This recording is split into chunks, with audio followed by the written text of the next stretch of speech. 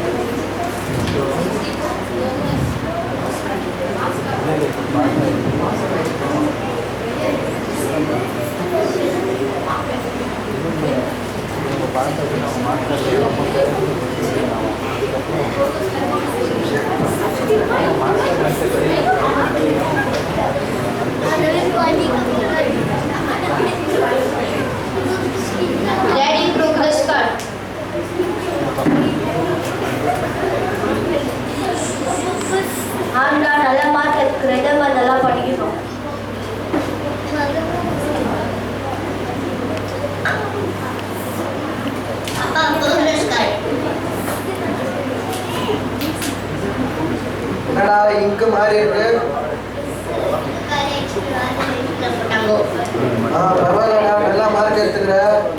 Daily class வர சரியா? இதே மாதிரி பண்ணி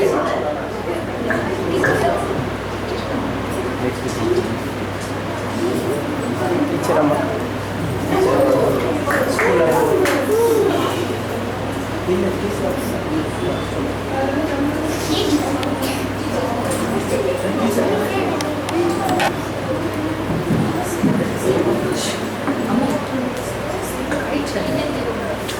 எப்படி திரும்ப நீனா அங்கே செலுத்துவீங்க?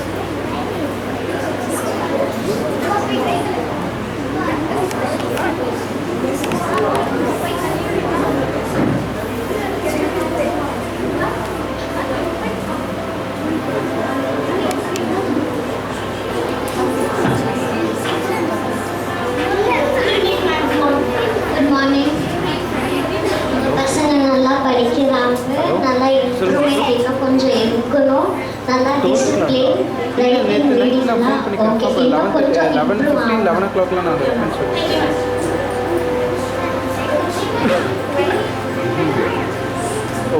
ஒரு நிமிஷம் அந்த நம்பர் கால் பண்ணி கேட்டீங்களா?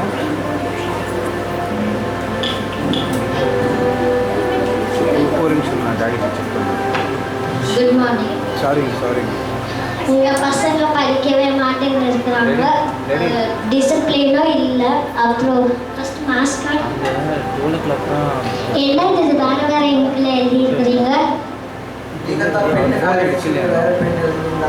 இல்லை சார், எங்களுக்கெல்லாம் ஒரே கட்டு தான் சார். ஃபர்ஸ்ட் ரோல் நம்பர் இருந்து தான் சார். எப்படி சார் ஆல்மோஸ்ட் 11 o'clock 45க்கு ரீச் ஆயிடுச்சு. எங்களுக்கு ரெட் பென்னுனா ரெட் பென், ப்ளூ பென்னுனா ப்ளூ பென். ஏன் சார் இப்படி பண்ணுறீங்க?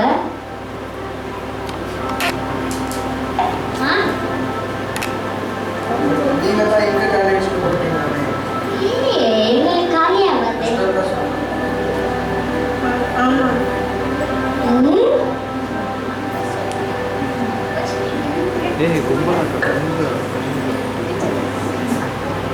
இது நீங்க இப்பயே கரெக்ட் பண்ணணும் இவங்களை.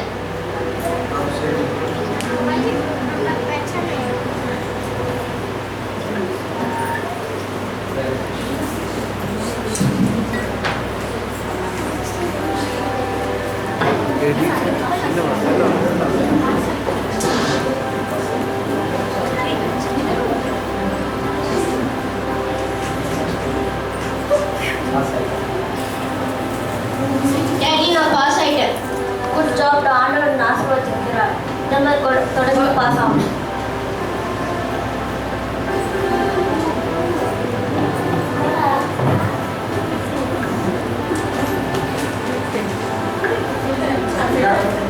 என்னடா எதிர் வீட்டுக்கெல்லாம் ரிசல்ட் வந்துடுது, உங்களுக்குலாம் வரல? சரி வந்துச்சுன்னா பார்த்துக்கலாம்.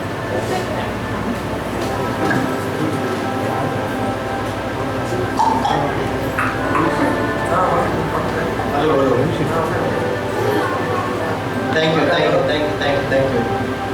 உங்களை வாழ்த்துட்டு போலான்னு வந்தேன். அடைச்சி கொஞ்சம் கூட வெக்கமா இல்லை உனக்கு? புள்ளைய எப்படி வளர்க்கணும் அப்படி வளர்க்க தெரியாது உனக்கு? பிள்ளைய வெறும் ஃபீஸ் கட்டிட்டா தகப்பம் கிடையாது. வெறும் பிள்ளைய படிக்க வச்சுட்டா, பிள்ளைய ஸ்கூலுக்கு அனுப்பிட்டா மாத்திரம் தகப்பம் கிடையாது. பிள்ளைகளுக்கு ஃபீஸ் கட்ட மட்டும் தகப்பம் கிடையாது. பிள்ளைங்க என்ன பண்றோம்னு பாதுகாக்கணும். பிள்ளைங்க ஒழுங்கா இருக்கிறாங்களா நீங்க பிள்ளைங்களை கவனிக்கணும். இதுதான் தாய் தகப்பனுடைய கடமையா இருக்கிறது. ஒரு வார்த்தை சொல்லுவாங்க கிறிஸ்துவம், அதாவது பிள்ளைங்களை கண்டிக்கிற வகையில கண்டிக்கணுமா, அது முதிர் வயது வரைக்கும் அதை அப்படியே ஃபாலோ பண்ணுமா. உன் பிள்ளை தருதலியா இருக்கிறான், ஸ்கூல்ல ரொம்ப பிரச்சனை பண்ணி கொண்டு இருக்கிறான், அந்த இருக்கிற ரோடுல இருக்கிற நிறைய பேர் ஜனங்கள் பிரச்சனை பண்ணி கொண்டு இருக்கிறான், நிறைய கம்ப்ளைண்ட் வந்திருக்குது எங்களுக்கு. என்னைக்காவது ஸ்கூல்ல போய் பார்த்துக்கிறீங்களா? ஒரு அப்பாவா இருந்து ஒரு பிள்ளை என்ன பண்றன்னு பார்த்துக்கிறீங்களா? நீங்க ஒன்றும் பார்க்கறது கிடையாது. பிள்ளைங்களுக்கு தேவையான கொடுக்கறது மட்டும் நல்ல அப்பா அம்மா கிடையாது. பிள்ளைங்களை கண்டிச்சு வளர்க்கறது தான் அப்பா அம்மாவுடைய வேலையா இருக்குது. இப்போ நான் வார்னிங்கோட வந்திருக்கிறேன், நெக்ஸ்ட் டைம் வாரண்டோட வருவேன். அதுக்கு ரெடியா இரு, இல்லைன்னா உன் பிள்ளைய திருத்தி ஒழுங்கா வர.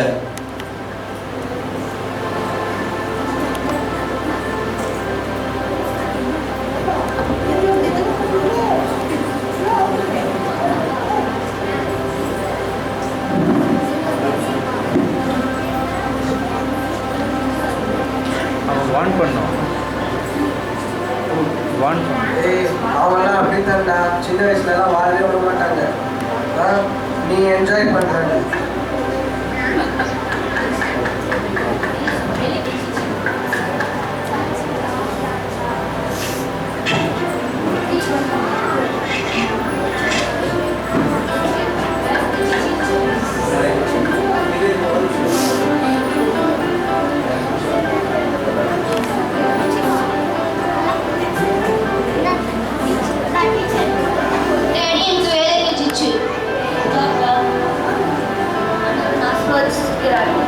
தொடர்ந்து எல்லாத்துலயும் பாஸ் ஆகும்.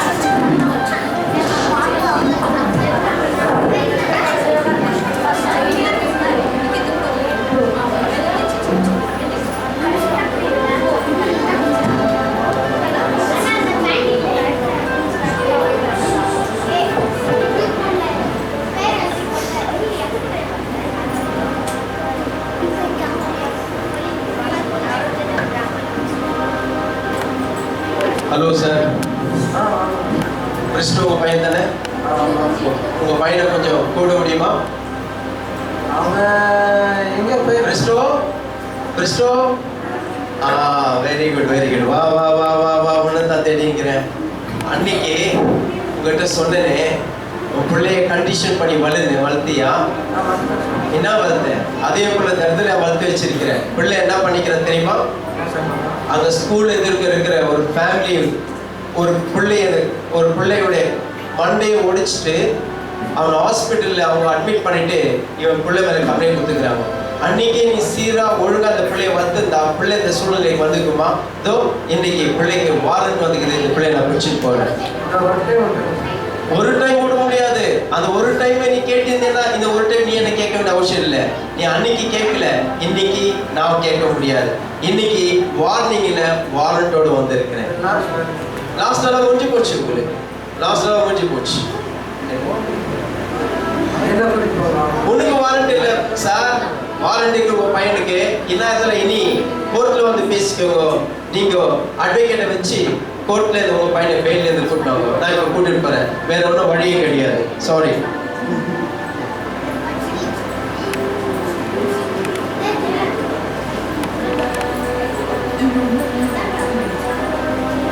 డాడీ డాడీ డాడీ ఆ வேலைக்கு வச்சுட்டு போவேன் வேலைக்கு வச்சுட்டு போவேன் வேலைக்கு வச்சுட்டு போனது அப்போ தான் இப்போ வாழ்ந்து போச்சு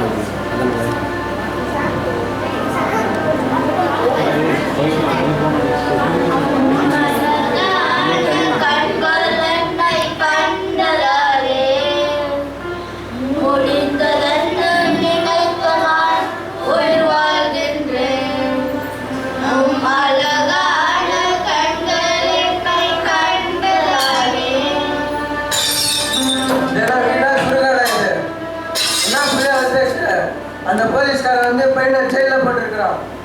என்ன வருது புள்ளிய? என்னதான் சத்தம்? தெரியல பார்க்கலாம். சரி யா ப்ரோ உடம்பு வேதனையா ஒடுங்கலடா மனசு வருத்தமா இருக்கு. கவலைப்படாதீங்க.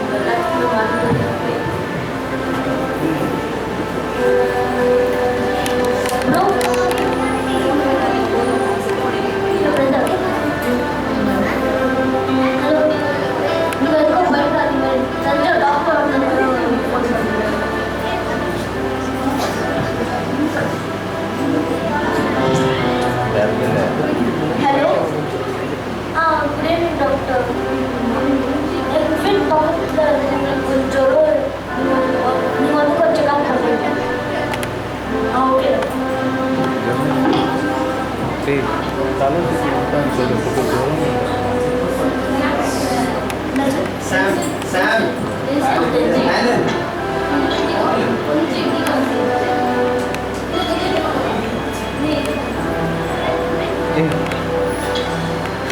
மார்னிங் சார் என்னாச்சு நான் சொல்கிறேன் கொடுத்தாங்களா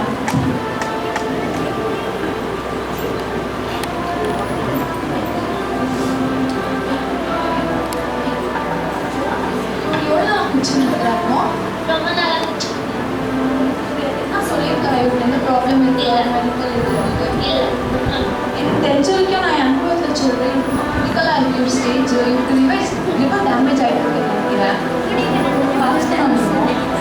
சார் சார் சார்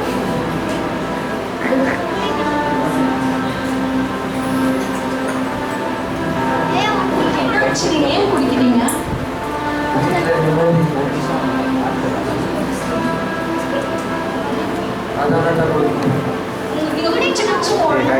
பொண்டாட்டி பிள்ளைங்களை பற்றி நீங்கள் யோசிக்க மாட்டீங்களா? கடவுள் கொடுத்துருக்க பொண்டாட்டி பிள்ளைங்க குச்சி செட்டப் இருக்கு அவங்க நிம்மதியாக இருப்பாங்க நீங்கள் எடுக்கிறீங்களா? இதுக்கு வேற வழி இருக்கு இருக்கிற ஒரே வழி ஜெபம் தான். இந்த டாக்டரால மெடிசனால உங்களுக்கு சுத்தத்தை கொடுக்க முடியாது. நீங்கள் எப்போ ஜெபம் பண்ணி நிம்மதி ஒப்பு கொடுக்குறீங்க கடவுள்கிட்ட அப்போ உங்களுக்கு சொல்யூஷன் கிடைக்கும். நீங்கள் கவலைப்படாதீங்க. எனக்கு தெரிஞ்ச ஒரு பாஸ்டர் உங்களுக்கு ப்ரேயர் பண்ணாங்க எல்லா சுகமும் கிடைக்கும். போயிட்டு வரேன். தேங்க்யூ.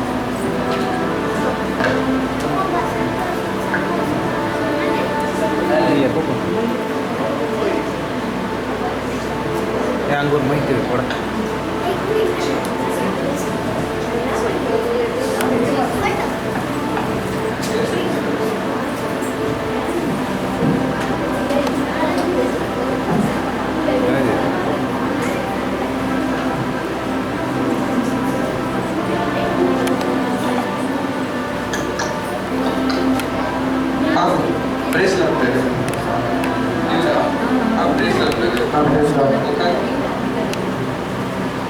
என்ன பிரச்சனை பிரதர் உங்க வாழ்க்கையில?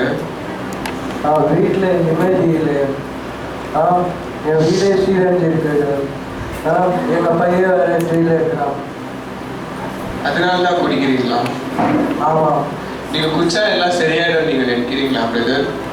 நான் வாழ நினைக்கிறேன், ஆனால் என் உடம்பு கெட்டுருக்கு. உங்களுக்கு இருக்கிற ஒரே வழி நீங்க இயேசுவை ஏற்றுக்கொள்ளணும். இயேசுதான் ஃபாரின் கார்டு ஆயிடுச்சு பிரதர். அப்படி இல்லை பிரதர், ஏசப்பாக்கு எல்லாம் ஒண்ணுதான். இந்த உலகமே அவருக்கு ஒரு ரூம் மாதிரி. அதுல ஃபாரின்லாம் ஒண்ணுமே கிடையாது. இப்போ பார்த்தீங்கன்னா பல்பு கண்டுபிடிச்சவனும் ஃபாரின்காரன், ஃபோன் கண்டுபிடிச்சவரும் ஃபாரின்காரன், அதில் வர இன்டர்நெட்டும் ஃபாரின்காரன் தான். அதே மாதிரி ஏசப்பாவையும் அவன் ஃபாரின்காரன் தான் முதல்ல கண்டுபிடிச்சான். அவன் கண்டுபிடிச்ச சந்தோஷத்துல எல்லாருக்கும் சொன்னான். அதனால நீங்க ஏசப்பா ஃபாரின் கார்டு நினைக்கிறீங்க. ஏசப்பாக்கு ஃபாரின் இந்தியான்லாம் ஒண்ணுமே இல்லை பிரதர். அப்புறம் ஏசப்பா எப்போ பிறப்பார்? பிரதர், ஏசப்பா பிறந்து 2000 வருஷத்துக்கு மேல ஆகுது. ஆனா இப்போ உங்க மனசுல பிறக்க வேண்டியது ரொம்ப அவசியமா இருக்குது. அதுக்குதான் கிறிஸ்து வீட்டுல கிறிஸ்துமஸ் என்றது கொண்டாடுறாங்களா? அதுக்கு அவங்க வீட்டுல ப்ரேயர் பண்ணி அப்புறம் அவங்க வீட்டுல கிறிஸ்து வரலையா? பிரதர், கிறிஸ்து வீட்டுல கிறிஸ்துமஸ் கொண்டாடுறது தெரியாதவங்களுக்கு தெளிவுபடுத்துறதுக்கு. ஆனா இப்போ உங்க மனசுல இயேசு பிறந்தாகணும் பிரதர். அதுக்கு நான் என்ன பண்ணணும்? அதுக்கு நீங்க உங்க பாவத்தை அறிக்கையிட்டு ஜெபம் செய்யணும். அவங்கள நாங்க ரொம்ப திட்டி இருக்கிறோமே, அவங்கள கெட்ட பேச்செல்லாம் பேசி இருக்கிறோமே, அவர் எங்களை மன்னிப்பாரா? நீங்க உங்க பாவத்தை அறிக்கையிட்டு முழு மனதோட ஜெபம் செஞ்சீங்கன்னா ஏசப்பா உங்களை இப்ப கூட மன்னிக்க தயாரா இருக்கிறாரு பிரதர். ஐயோ பாஸ்டர், நீங்க இவ்வளோ லேட்டா சொல்றீங்க. எங்க குடும்பம் இப்படி சீரழிச்சிடுச்சு, இவ்வளோ லேட்டா சொல்லியிருக்கீங்களே. என் பிள்ளை வேலை ஜெயில இருக்கிறாங்க. என் பாஸ்டர் இது எங்களுக்கு முதலே சொல்ல. நீங்க முதலே சொல்லியிருந்தா எங்க குடும்பம் சீரழிச்சிருக்காது, என் பையன் ஜெயிலுக்கு போயிட்டு இருக்க மாட்டானே, என் குடும்பம் நல்லா இருந்திருக்கோமே, நாங்கள் நல்லா வாழ்ந்துருக்கேன். இவ்வளோ லேட்டாக சொல்றீங்களே பாஸ்டர். கோடிக்கான மக்கள் எல்லாம் எங்களை மாதிரி குடும்பம் மாதிரி சீரழிஞ்சிருக்குது. என் பாஸ்டர் சொல்ல, என் பாஸ்டர் சொல்ல. நான் இப்போ என்ன பண்ணும்? நீங்க முழங்கால் படித்து ஜெபம் செய்யணும் பிரதர். இப்போ நான் முழங்கால் படிக்கிறேன் பாஸ்டர். எனக்காக ஜெபம் பண்ணுங்க பாஸ்டர், ஜெபம் பண்ணுங்க பாஸ்டர்.